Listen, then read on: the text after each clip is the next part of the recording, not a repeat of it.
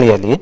But tell me, even as you move ahead to now manage the broad-based government, you're out of the president's diary, you're not getting communication on the events he's holding.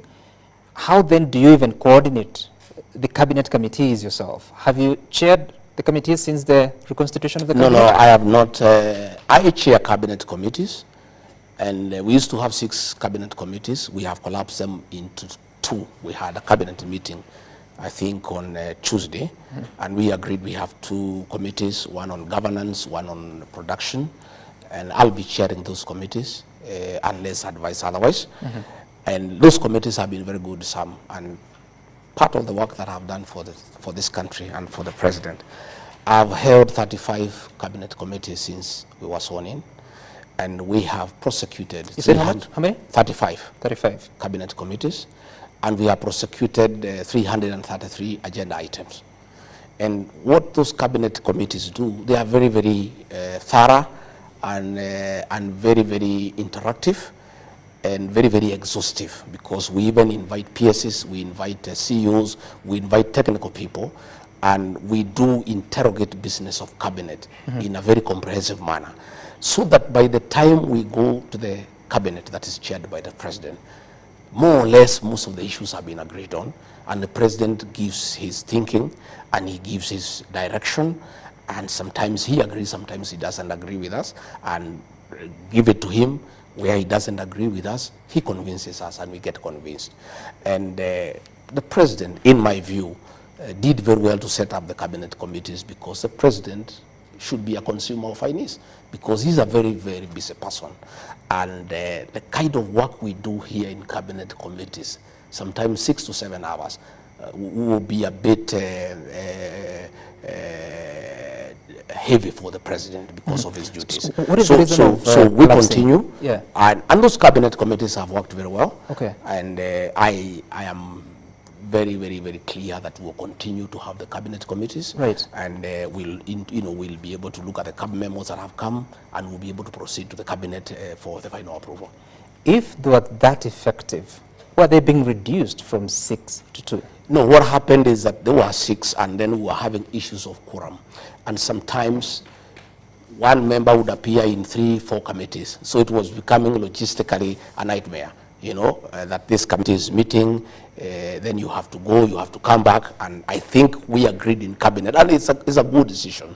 We reduced them into 2, one to do with governance, it has 11 ministries, the other one to do with production, it has 11 ministries. And I think it will work very well. Okay. And we'll have the first cabinet committee, I think, next week, and we'll be able to process all the agendas that are before us so that we can proceed to the cabinet. You promised the people, or rather, during the campaigns you used to say that when Raila Odinga came to the government, under the handshake arrangement with President Uhuru Kenyatta, that's when you lost the Jubilee government of second term.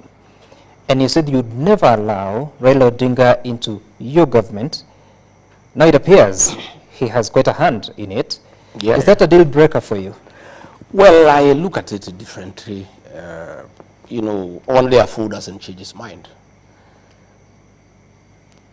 We had President Uhuru Kenyatta, our 4th president, brought Raila to government and asked us to support Raila Odinga, which we, the people from the Mount Kenya region, were very unhappy about. And we disagreed with President Uhuru Kenyatta, and President William RUTO persuaded us that Raila is the one who has caused problems in government. He persuaded us, and he's a very persuasive leader, and we were persuaded. President William RUTO persuaded us that if we allow Raila Odinga to become president, this country will not move forward. And as a result, we disagreed with President Uhuru Kenyatta and rejected Raila Odinga and gave our vote to President William RUTO. So when we came into office, it was my agreement with President William RUTO that we will not allow Raila into government. But along the way, my boss, President William RUTO, changed his mind. And he is a boss. And in this situation, Sam, we are not in a co-presidency. I'm just a principal assistant to the president. What he says is what carries the day, and I don't argue with him. I may have reservations, and I raise it with them. He persuades me many times. Other times he overrules me. And when I realized that he started having a relationship with Raila Odinga, I slowly gave way, because the boss is always right, you know. And that is why many people say, oh, regarding Gachagua, he had said he has put traps in State House so that Raila Odinga has not come. Yeah, that was my agreement with President William RUTO. But that is not my house. The minute I realize they are meeting, they are interacting, I'm also not a stupid person. And I don't have to be told, you know, in black and white. I relaxed and I stopped even attacking Raila Odinga, and I let the president have his way. So by the time he decided to bring him into government, I had already formed an opinion that the president wants to work with Raila Odinga, and I was quite happy with it. In any case, my brother and long-time confidant, President Uhuru Kenyatta, had told us that Raila is a good man. President William RUTO convinced us otherwise. And we abandoned our son Uhuru Kenyatta, and we decided to go with President William RUTO. Now President William RUTO has told us exactly what President Uhuru Kenyatta had said, that Raila is a good man, we can work with him. If two presidents says a man is good, who are you to argue with him? So we have said, Raila Odinga is a good man, and let's work with him.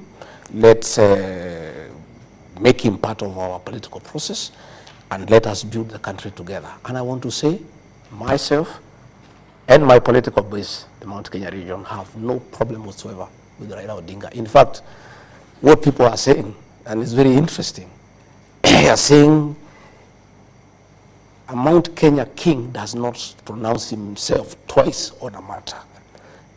Our son, President Uhuru Kenyatta, had pronounced himself on this matter. So that pronouncement carries the day. As we stand today, me and the mountain people are quite happy with Raila Odinga, and we don't have a problem with him whatsoever. And I can tell you, because it's important that I say so, myself and the mountain people feel very bad, that we punished Uhuru Kenyatta, we demeaned him, we told him off, we embarrassed him for telling us that Raila Odinga is a good man, and we were very, very brutal with him, and we really hammered him. It has come to our knowledge that it was very unfair, because his crime was to tell us that Raila Odinga is a good man, and we decided that Raila Odinga is a bad man, William RUTO is a good man. Now that President William RUTO has said Raila is a good man, that is why I apologize to Uhuru Kenyatta and his family. And I owed him an apology on behalf of the community, because what he had told us is what the president has told us. We had no business fighting him. We had no business disrespecting him. We had no business humiliating him. Right. So myself and the community, you know, owe Uhuru Kenyatta an apology. And I give that apology on behalf of the community. Okay. You know, and we said, you know, we know, because that's what he had told us. And we were very unfair to him, because, so, you know. Knowing what you know today, would you have made a different decision if you knew that in 2022? Well, you cannot talk backwards. You know, I can't say what we would have done or not done, but things keeps on changing. Yeah, but now we are saying everybody is good. You've said that once the king pronounces themselves,